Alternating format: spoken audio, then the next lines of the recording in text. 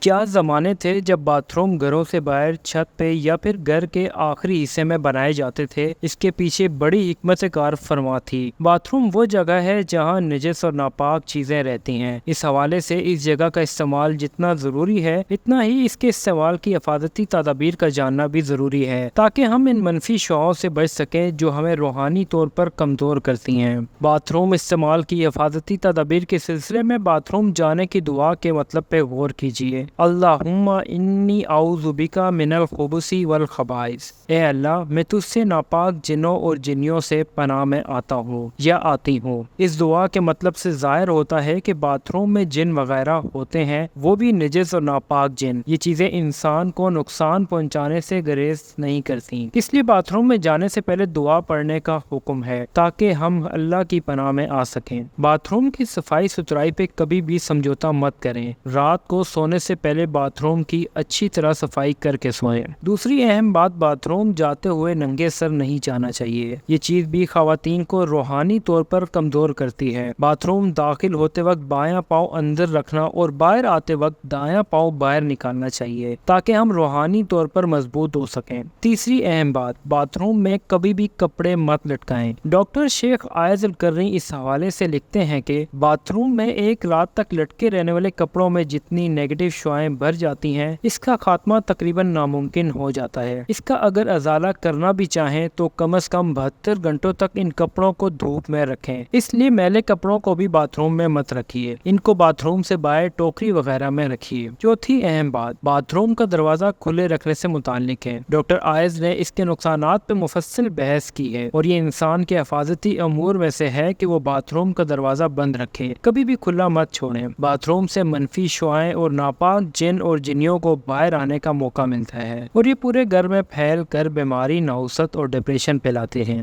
پانچویں اہم بات، باتھ روم میں کبھی بھی جا کر روئیں مت۔ رونے کی حالت میں انسان جذباتی طور پر کمزور ہوتا ہے اور اسی حالت میں جب آپ ہوں بھی باتھ روم میں تو جنات وغیرہ کو آپ کے جسم میں داخل ہونے کا بھرپور موقع مل جاتا ہے۔ عموماً نوجوان نسل اپنے کسی بریک اپ کے بعد باتھ روم میں جا کر دل کا غبار نکالتے ہیں، جو کہ انتہائی مضر ہے۔ باتھ روم جا کر گفتگو کرنا یا رونا شادی کی تاخیر اور رزق کی تنگی کا باعث بنتا ہے۔ مشکلات مستقل طور پر ڈیرا ڈال لیتی ہیں۔ اس عمل سے تشنج اور مرگی جیسی بیماریاں تک حملہ آور ہوتی ہیں۔ باتھ روم استعمال کی حفاظتی تدابیر میں سے ہے کہ اس میں کبھی بھی خوشبوئیں وغیرہ نہ رکھیے اور نہ ہی ان چیزوں کا استعمال باتھ روم میں کیجیے۔ اپنے گھر میں وقتاً فوقتاً کھڑکیاں کھول کر کلونجی کی دھونی دیجیے۔ ہر دوسرے تیسرے دن سورہ بقرہ کی تلاوت لگائیے۔ اس عمل سے آپ اپنے اندر ایک مثبت توانائی اور بہتری محسوس کریں گے۔ کلونجی کی دھونی سے شیاطین اور جن بھاگ جاتے ہیں۔ گھر میں زیادہ آئینے لٹکانا بھی روحانی طور پر درست عمل نہیں ہے۔ اسی طرح جس جگہ سے کوئی اٹھ کر گیا ہو اس جگہ پہ بیٹھنے سے گریز کریں۔ صبح اور شام کی دعاؤں کو اپنی روٹین کا حصہ بنائیں۔ عورتیں اپنے بالوں کو کبھی بھی کاٹے بغیر اور بسم اللہ پڑھے بغیر مت پھینکیں۔ آج بھی گاؤں وغیرہ میں عورتیں اپنے بال سر عام نہیں پھینکتی بلکہ مٹی میں دباتی ہیں۔ ان بالوں پہ شیاطین جادو وغیرہ کر کے نقصان پہنچاتے ہیں۔ رات کو دعائیں اور آیت الکرسی سے پہلے سورہ ملک پڑھنے کی عادت ڈالیے۔ یہ نہ صرف عذاب قبر سے نجات کا سبب ہے بلکہ انسان کے لیے قیامت کے دن سفارشی بن کر آئے گی اور اسے بخشوا کر چھوڑے گی۔